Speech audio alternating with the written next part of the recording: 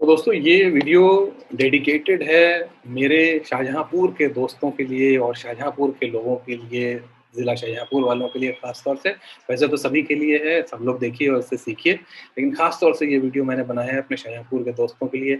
इसे सीखिए, देखिए, लाइक कीजिए, कमेंट कीजिए, सब्सक्राइब कीजिए, बहुत कुछ सीखने को मिलेगा। Thank you.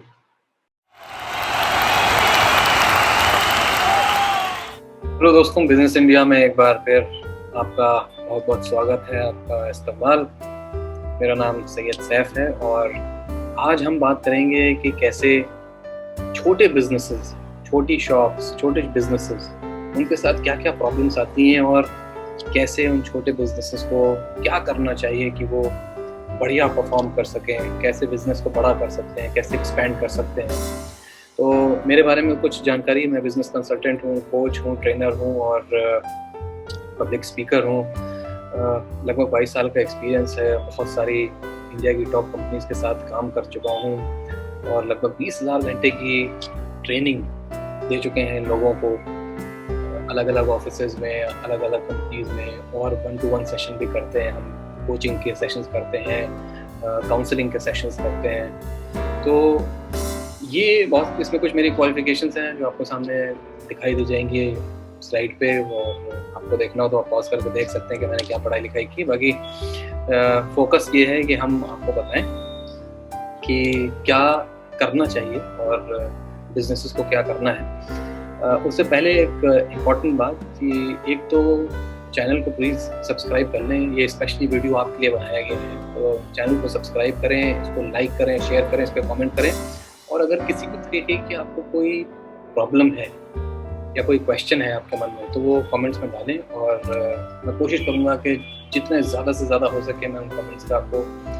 आंसर करूँ और आपको एडवाइस दूँ, सही एडवाइस दूँ कि आपको अपने बिज़नेस में, यदि अगर आप अपना बिज़नेस कर रहे हैं तो आपको उसके अंदर क्या करना चाहिए बिज़नेस को अपने एक्सपैंड करने के लिए, बड़ा करने के लिए, और या फिर अगर आप नया बिज़नेस शुरू करना चाहते हैं, मान लीजिए आज के बाद आपके पास जॉब नहीं है, जॉब चली गई है, जॉब छूट गई है, जॉब ढूँढ रहे हैं, कुछ भी हो सकता है।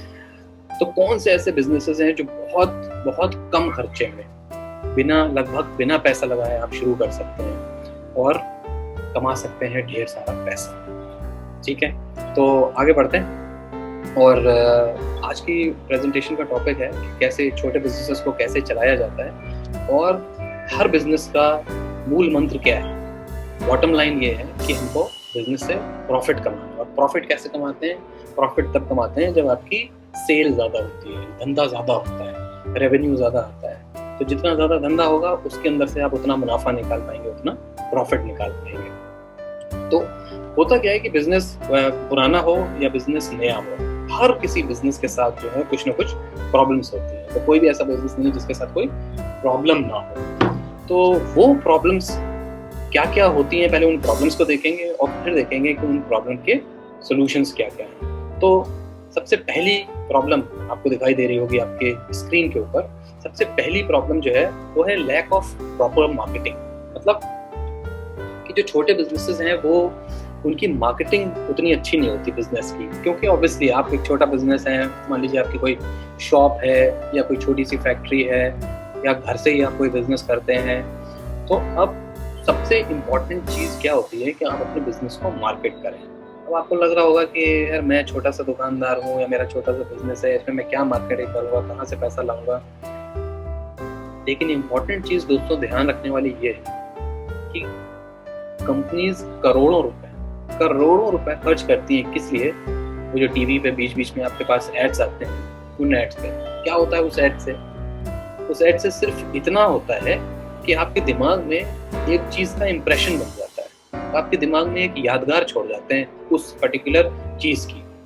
शैम्पू भी हो सकता है, तेल भी हो सकता है, नमक भी हो सकता है, कुछ भी हो सकता है। तो उसकी यादगार वो छोड़ जाते हैं आपके दिमाग में। ठीक है? तो एक इम्प्रेशन बना देंगे वो आपके दिमाग में, और फिर 3 बार, 4 बार, 5 बार जब आप उसको देखते हैं रिपीटेड, उस एड को बार-बार, तो फिर कई बार ऐसा होता है कि आप शॉप पर जाते हैं, तो आपके दिमाग में वो चीज़ बस चुकी होती है कि भाई शैम्पू यही वाला लेना है, शैम्पू यही वाला लेना है, काला शैम्पू, सफ़ेद शैम्पू, डैंड्रफ वाला शैम्पू। तो इतना आपको दिखाते हैं कि आपके दिमाग में वो पिक्चर बन जाती है। फिर आप जब शॉप पे जाते हैं तो आप वही चीज़ माँगते हैं। तो मार्केटिंग ये होती है कि आपके दिमाग में इंप्रेशन बना दो, आपके दिमाग में ब्रांड घुसा दो, नाम घुसा दो, ताकि जब आप शॉप पर जाएं तो आप वही मांगें। अब आप देखिए, मैं आपको एक एग्जांपल देता हूँ। उदाहरण के तौर पे क्या होता है कि आप जब दुकान पे जाएं, किसी दुकान पर, तो दुकानदार आपसे क्या पूछता है? कई बार ऐसा होता है कि शॉपकीपर आपसे पूछता है ठंडा लेंगे या गर्म।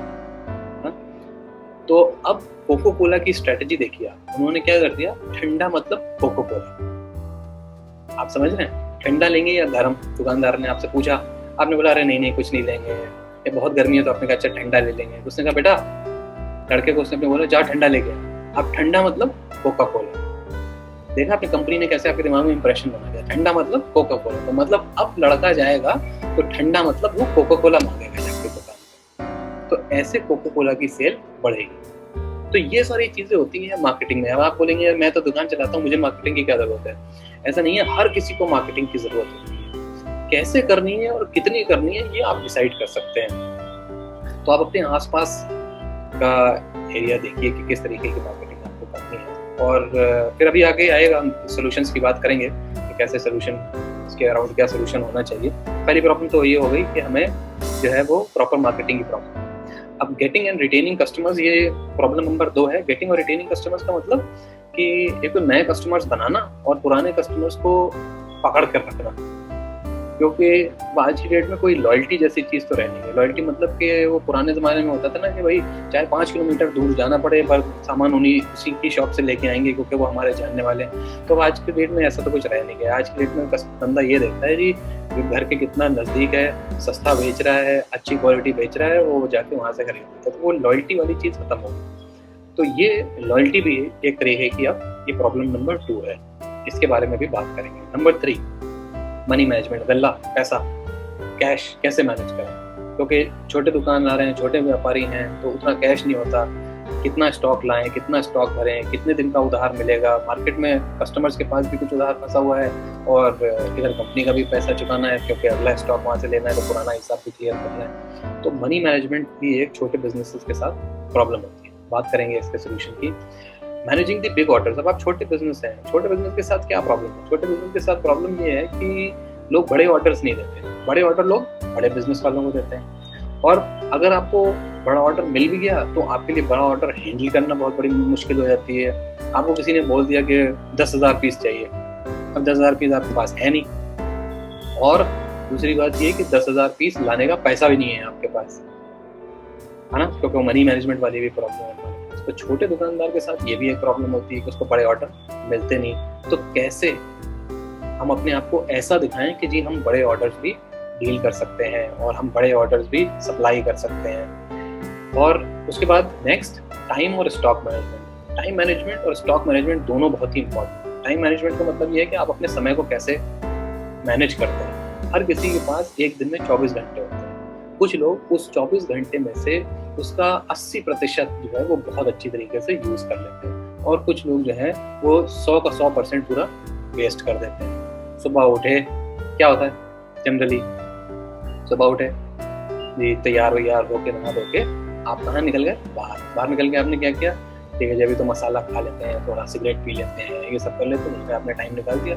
टाइम निकालने के बाद आपने कहा जी 11 बज गया जी, अब मार्केट खुलने का टाइम हो गया, तो अब दुकान खोल लेके चल गए, है ना। तो ये टाइम मैनेजमेंट की प्रॉब्लम है। आप अपने टाइम को ठीक से मैनेज नहीं कर रहे, आप टाइम वेस्ट कर रहे हैं, और टाइम वेस्ट करने का मतलब पैसा वेस्ट करना। Waste of time is waste of money, ये समझिए। तो जिसने जिंदगी में वक्त की इज्जत नहीं की, फिर वक्त भी उसकी कभी इज्जत नहीं करता। तो प्लीज इस बात को याद रखें। और दूसरा है स्टॉक मैनेजमेंट। स्टॉक मतलब ये है कि कितना स्टॉक आपके पास होना चाहिए हर समय।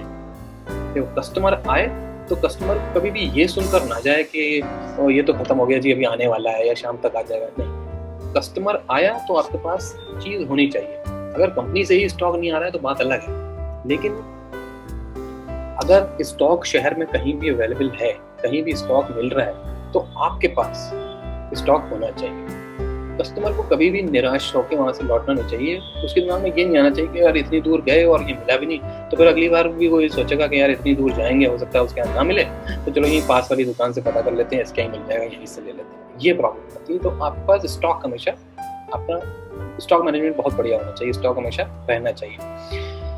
अब आते हैं लास्ट वाले पर, जो कि सबसे इम्पोर्टेंट है, आपको शायद पता भी ना हो इस बारे में कि आपकी ऑनलाइन प्रेजेंस आपकी है या नहीं है। ऑनलाइन प्रेजेंस का क्या मतलब है कि अगर आज की डेट में कोई गूगल पे नाम डाले, Bhatia ji and sons for example, Sharma ji and sons और मुन्नेलाल एंड सन्स, जो कोई भी है, जो भी शॉप का नाम, कुछ भी हो सकता है। तो अगर मैं ये नाम डालूं तो गूगल पे वो नाम दिखाना चाहिए उसको, कोई शाहजहाँपुर में, कानपुर में, रामपुर में, लखनऊ में, ये ऐसी शॉप्स हैं, या दिल्ली में, नोएडा में, कलकत्ता में, जहाँ कहीं भी आप जिस शहर में भी है, वहाँ आपको दिखना चाहिए, आपकी शॉप आनी चाहिए। अब जब शॉप आती है वहाँ पे, तो आपको बड़ा छोटा सा प्रोसेस है ये, मतलब आपको 10 मिनट लगेंगे इसके अंदर। आपको क्या करना है, किसी से भी पूछ लीजिए जो ऑनलाइन काम करता है, नहीं मुझे अपने बिजनेस को गूगल पे डालना है, वो फ्री होता है, कोई उसके पैसे नहीं लगते,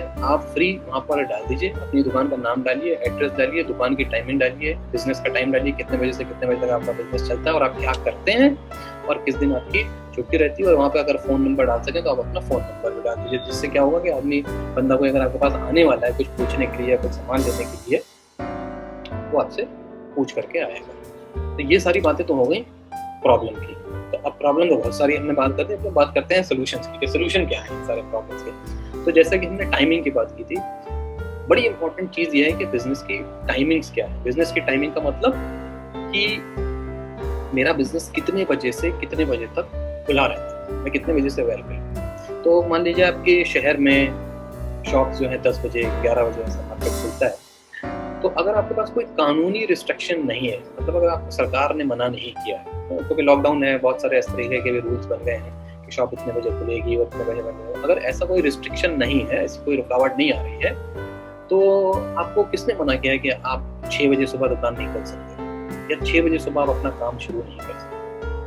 आप 6 बजे सुबह जाकर बैठ जाइए, एक दिन कोई नहीं आएगा, 2 दिन कोई नहीं आएगा, 3 दिन कोई नहीं आएगा, हो सकता है पूरा 1 महीना कोई ना आए, लेकिन आपकी शॉप 6 बजे खुली हुई है। अब क्या होगा, हल्के हल्के लोगों को दिखना शुरू होगा कि जी अगर मॉर्निंग में सुबह सुबह कोई चीज़ चाहिए तो वहाँ मिलेगी।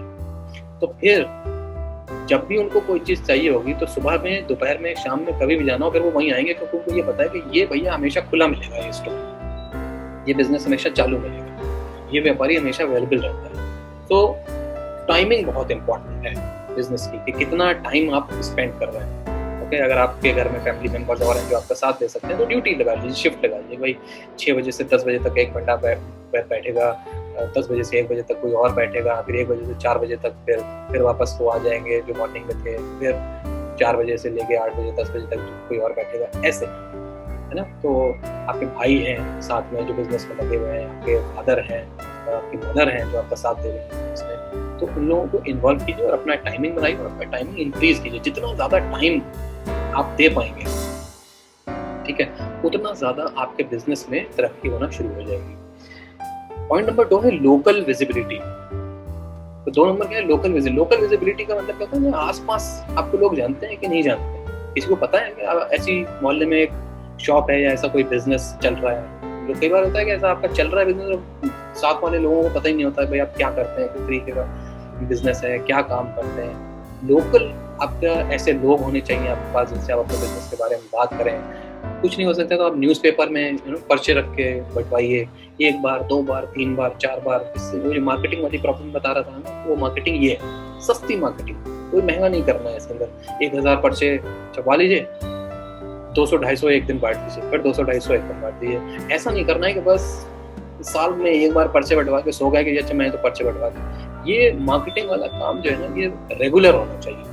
लोगों के दिमाग में इंप्रेशन, मतलब ऐसा कहते हैं हमारे यहाँ जब MBA में पढ़ाया जाता है कि कम से कम एक एडवर्टीजमेंट 7 बार जब बंदा देखता है तब उसके जहन में ये बात बैठती है कि कुछ ऐसी ब्रांड है या कोई ऐसी शॉप है या कोई ऐसा बिजनेस है या कोई ऐसी फैक्ट्री है जहाँ से ये सामान मिल सकता है हमको। तो 7 बार एक बंदा देखता है तब उसके दिमाग में वो बात बैठती है। इसे आपने देखा होगा कि टीवी पे जो एड्स आते हैं या अलग अलग चैनल्स पे आप अलग अलग ऐड देखते हैं, तो बार बार सेम ऐड आता है। आप भी सोचते होंगे कि इतनी बार ये ऐड क्यों दिखाते हैं। वो इसीलिए दिखाते हैं कि एक बार में बंदे को याद नहीं होता। 1 बार 2 बार 3 बार 4 बार जब बार रिपीटेड आपको काम करते हैं तो फिर याद हो जाता है। जब उसको याद हो जाता है तो फिर वो जब बाहर निकलता है तो वो सोचता है कि कहाँ मिलेगा ये सामान, यहाँ मिलेगा जी इनके यहाँ, ओके, भाटिया स्टोर्स, सानी स्टोर्स, जो भी हो सकता है, ओके। तो ये तो मैं आपको ऐसे नाम एग्जांपल्स दे रहा हूँ, बट जो भी आपके बिजनेस का नाम है, कुछ भी हो सकता है, okay. Value for money, value for money क्या है? नंबर 3 पॉइंट कि मैं आपको जो पैसा दे रहा हूँ उतनी वैल्यू का सामान आप मुझे दे रहे हैं या नहीं दे रहे, तो इसके लिए ईमानदारी बहुत इंपॉर्टेंट है। कभी भी चोरी चकारी करने की कोशिश ना करें, कभी भी उल्टा सीधा सामान ना दें, गलत सामान ना दें, ये सब कभी ना करें कस्टमर के साथ। वैल्यू फॉर मनी मतलब अगर मैंने आपको 100 रुपए दिए हैं तो 100 रुपए का माल होना चाहिए। अगर 101 रुपए का हो तो बहुत ही अच्छी बात है, उसको कहते हैं वैल्यू फॉर मनी। बंदा बार बार लौट के आता है आपके पास। डिस्काउंट एंड ऑफर, बिना मांगे डिस्काउंट दे दीजिए, जितना आप दे सकते हैं, जिस चीज पर जितना डिस्काउंट हो उतना डिस्काउंट ऑफर कर दीजिए बिना बोले। ये हमेशा याद रखिए कि डिस्काउंट देने के बाद आपको कस्टमर को ये बात बतानी है कि मैंने आपका इतना बिल हुआ था और मैंने इतना कर दिया आपके बिना बोले, ठीक है। वैसे तो कस्टमर खुद ही काफी कुछ झिक करते हैं और आपसे डिस्काउंट मांगेंगे कि ये इतना कम कर दो, वो कर दो, ये कर दो, बट अगर आपके यहाँ वैसे ही डिस्काउंट दिया जाता है और आप खुद ही डिस्काउंट लगा देते हैं, जैसे आप मेडिकल स्टोर वाले हैं तो आप डिस्काउंट लगा दीजिए, आपका कोई जनरल स्टोर है, किराना की शॉप है, जनरल मर्चेंट है आप, या और कोई किसी तरीके का आपका बिजनेस है जहाँ पे आप डिस्काउंट दे सकते हैं, तो आप डिस्काउंट दीजिए, बिना मांगे कस्टमर को डिस्काउंट दीजिए। क्यों? फिर से वही स्टिकीनेस मतलब वो फिर चिपक जाता है उस दुकान से कस्टमर, फिर वहाँ जाओगे चिक नहीं करनी पड़ती, वो अपने आप डिस्काउंट कर देता है बिना। बच्चे को भी भेज दूंगा तो भी डिस्काउंट मिलेगा, पढ़ा जाएगा तो भी डिस्काउंट मिलेगा। तो ये इससे क्या होता है, वो जो रिटेनिंग कस्टमर और न्यू कस्टमर वाली बात है ना, वो आपके साथ, तो वो कस्टमर आपके साथ जुड़ जाएगा और वो जुड़ा रहेगा। और जो कस्टमर आपके साथ जुड़ जाता है फिर वो आपका वकील बन जाता है, वो आपको एडवोकेट बन जाता है। मतलब फिर वो 4 लोगों को और भी बताएगा, यार वहां से मंगाया करो सामान, उसके यहाँ से लिया करो, वहां से ऑर्डर किया करो। क्यों? क्योंकि वहां पर बिना बोले डिस्काउंट मिल जाता है, बहुत ईमानदार है। बच्चे को भेजोगे तब भी मिलेगा, बढ़ा जाएगा। तो ये आपको अपनी एक ऐसी इमेज क्रिएट करनी है। उसके बाद quality of goods. Quality of good का मतलब क्या है? अगर कोई चीज़ खराब है और आपको पता है कि ये खराब है, तो कुछ भी हो जाए, आपको पैसे के लिए वो चीज़ बेचनी नहीं है। You should not sell it. Please ये बात ध्यान में रखें, आपको वो बेचना नहीं है, प्लीज़ उसे ना बेचें। क्योंकि वो अगर आपने उसको दे दिया जानबूझ के कि अरे चलो निकल जाएगा जी, मेरे पास तो पड़ा हुआ है, बड़े दिन से बिक नहीं रहा। अगर कस्टमर को ये बात समझ में आ गई है कि जी यहाँ पर इस दुकान पे खराब सामान भी टिपका दिया जाता है कस्टमर से, तो फिर यहाँ से जो है ना वो थोड़ा सा दरार आ जाती है उस रिश्ते में, कस्टमर और कंपनी के बीच में, ठीक है। तो बिजनेस के बीच में और कस्टमर के बीच में वो दरार आ जाएगी। फिर वो हमेशा के लिए आपको शक की निगाह से देखेगा और ये सोचेगा कि यहाँ पर धोखाधड़ी भी होती है, चिपका देता है सामान, तो फिर देख के लेना। फिर वो किसी को भी भेजेगा तो ये बोल के भेजेगा यार वहाँ जाके देख के लेना, ये उल्टा सीधा जो चिपका देता है, कभी कभी मुझे एक्सपायर्ड प्रोडक्ट मिल गया। ये कभी ना करेंगे, आपको पता है कि ऐसा है, कुछ क्वालिटी खराब है, वापस कर दें कंपनी को सामान पूरा, कस्टमर को ना दें। मार्केट असेसमेंट लास्ट बड़ा इंपॉर्टेंट है। मार्केट असेसमेंट क्या है? आपको पता होना चाहिए कि आपका मार्केट क्या है। मार्केट से मतलब ये है कि किस उम्र के लोग और किस तरह के लोग आपसे ज्यादा सामान खरीदते हैं। तो फिर जब आप कोई एडवर्टीजमेंट करेंगे या कोई पैम्पलेट छपवाएंगे या पेपर में कुछ इंसर्ट डालेंगे, तो आप उन्हीं लोगों को टारगेट करेंगे। आप अपना एड जो है ना, वो अपना जो पैम्पलेट छपवाएंगे या पर्चे छपवाएंगे, तो आप वैसा ही उसको डिजाइन करेंगे। मान लीजिए आपके कोई स्टेशनरी की शॉप है, बच्चे आते हैं, जवान लोग आते हैं, तो फिर वो वैसा होना चाहिए। आपका जनरल स्टोर है या लेडीज का सामान रखते हैं, तो फिर वैसा। तो आपको पता होना चाहिए कि आपकी मार्केट क्या है, कौन लोग हैं जो आपकी दुकान पर आते हैं या आपके बिजनेस से आके सामान लेते हैं, या तो वो बहुत इंपॉर्टेंट है कि आपको पता होना चाहिए कि मेरा मार्केट क्या है। ठीक है जी, अब ये सारी प्रॉब्लम्स थी और उसके बाद ये मैंने आपको सोल्यूशन बता दिए। अब कुछ चीजें हैं जो आपको याद रखनी है, ध्यान रखना है कि इन चीजों में आपको कभी भी गड़बड़ी नहीं करनी है। नंबर 1 क्या है? Good customer service gives up to 10 times more return. अगर आपने अच्छी कस्टमर सर्विस दी, आपने कस्टमर को खुश किया, तो आपको लगभग 10 गुना तक उससे फायदा हो सकता है। ठीक है, आज अगर आपके पास मान लीजिए कोई कस्टमर आता है और वो आपको बोलता है कि ये चीज़ खराब है, ठीक है, अगर उसने बोला खराब है, आप मान लीजिए कि वो चीज़ खराब है और रख लीजिए, छोटा मोटा आपको नुकसान हो जाएगा, उस दिन के लिए वो नुकसान उठा लीजिए। उससे क्या होगा कि वो फिर अगले अपनी आगे की आने वाली जिंदगी के लिए आपके साथ जुड़ जाएगा। वो पता है उसको कि अगर कुछ खराब होगा तो मैं यहाँ से चेंज कर सकता हूँ, बदल सकता हूँ, रिफंड कर सकता हूँ, पैसा भी वापस मिल जाता है। तो भाई जाना है तो वहीं से सामान लेंगे, ठीक है। उसी देन इससे क्या होता है कि छोटे बिजनेसेस ऐसे ही कस्टमर सर्विस अगर दें, अच्छी कस्टमर सर्विस दें, तो फिर आपको बहुत बहुत ज़्यादा उससे रिटर्न मिलते हैं लॉन्ग रन में। पुराने कस्टमर्स को रोकना ज़्यादा आसान होता है बजाय इसके कि आप रोज़ रोज़ नए कस्टमर्स ढूंढें। तो इसलिए इम्पोर्टेंट ये है कि उनको इतनी बढ़िया सर्विस दें कि आपके पुराने कस्टमर्स ही आपके पास वापस लौट के आते रहें, तो उससे आपको ज़्यादा नए कस्टमर्स ढूंढने की ज़रूरत नहीं पड़ेगी। कंपटीशन जो है ना, ऐसे क्या होता है कि छोटे बिजनेसेस में आज आप हैं, कल एक साथ में और शॉप खुल गई, कोई और छोटी फैक्ट्री लगा ली किसी ने, और किसी ने अपने घर में कुछ बिजनेस शुरू कर दिया। तो छोटे बिजनेस ऐसे इधर उधर मशरूम्स की तरह निकलते रहते हैं। वो कंपटीशन से आपको हमेशा आगे रहना है, तो आपको पता होना चाहिए कि आपका कंपटीशन क्या कर रहा है। तो be very active and very fast. तो जैसे ही ऐसा कुछ नया हो, आपको पता होना चाहिए कि आपका कंपटीशन क्या कर रहा है, और वही चीज़ आपको फटाक से आप भी वही चीज़ शुरू कर दें। तो उससे क्या होगा कि कभी भी आपका कस्टमर टूटेगा नहीं, तो कस्टमर आपके साथ जुड़ा रहेगा, क्योंकि भाई अच्छा नया बिजनेस वो दे रहा है, और ये तो हमारा पुराना दुकानदार भी देता है, ये तो हमारा पुराना बिजनेस वाला भी देता है, ये तो फैक्ट्री से भी हमें मिल जाता है, ये ऑफर तो नई फैक्ट्री में क्यों जाना। तो कंपटीशन की नॉलेज होना, उसके बारे में ज्ञान होना, अपनी आँख कान नाक सब कुछ खुला होना चाहिए। आपको ध्यान रहे कि आप किससे डील कर रहे हैं, किस तरीके का कंपटीशन है, कौन नए बिजनेसेस हैं जो आपके आसपास पनप रहे हैं, तो उनसे आपको आगे रहना है। और लास्ट बहुत इम्पॉर्टेंट है, कभी भी मुसीबत के टाइम पे या बुरे समय में कस्टमर का फायदा मत उठाइए। जैसे आजकल का माहौल चल रहा है, कोविड का माहौल है, मतलब लोग बीमार हैं, किसी को दवा चाहिए, किसी को ऑक्सीजन चाहिए, किसी को कुछ चाहिए। तो ऐसे में क्या होता है कि बहुत सारे बिजनेस अपने रेट बढ़ा देते हैं कि जी ये तो मिल नहीं रहा है, ये इतने का है, अब तो ये इतने का मिल पाएगा, तो डबल रेट कर दिए, ट्रिपल रेट कर दिए, या बोल दिया जी अभी तो है नहीं, बाद में मिलेगा, क्योंकि आपको ज़्यादा रेट पर किसी और को दे। तो बुरे टाइम में कभी भी फ़ायदा ना उठाएं, क्योंकि ये चीज़ आपके कस्टमर को याद रहती है हमेशा कि जब मेरा बुरा टाइम आया था तो इसने मेरा साथ नहीं दिया था, मैं हमेशा इसके यहाँ से जाकर सामान लेता हूँ और इसने मेरा साथ नहीं दिया।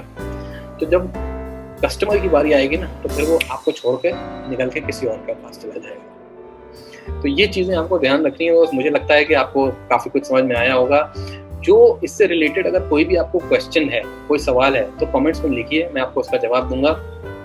मेरा काम अब यही है, मैं एक बिजनेस कंसल्टेंट हूँ, लोगों की हेल्प करता हूँ, कंपनीज में जाता हूँ, उनको बताता हूँ, और 1-on-1 सेशन करता हूँ। तो एक तरीके का बिजनेस डॉक्टर बोल सकते हैं। तो लोग जैसे आप डॉक्टर के पास जाते हैं ना, कोई मर्ज हो आपको बताने के लिए, कोई किसी तरीके की बीमारी हो उसके दवा लेने के लिए, तो वही काम हमारी कंपनी भी करती है कि आप हमारे पास आएँ, हम आपको सही एडवाइस देंगे और उस एडवाइस के ऊपर आप काम करेंगे। ये यूट्यूब चैनल है तो इस पर ये सब काम फ्री में हो रहा है, बट वैसे अगर हमारे पास कोई आता है एडवाइस देने, तो वो उस एडवाइस का चार्ज होता है। हमारी एक वेबसाइट है जहाँ पर जाके आप सेशन बुक कर सकते हैं, और इसमें आपको पैसे देने पड़ेंगे, बट मैं आपको बता रहा हूँ फ्री तरीका ये है कि आप इस चैनल पे जहाँ भी आप ये वीडियो देख रहे हो, आप उसके ऊपर वीडियो को कमेंट करें, लाइक करें, शेयर करें, और सब्सक्राइब ज़रूर कर लें, क्योंकि बहुत सारी ऐसी चीज़ें मैं आपको बताने वाला हूँ।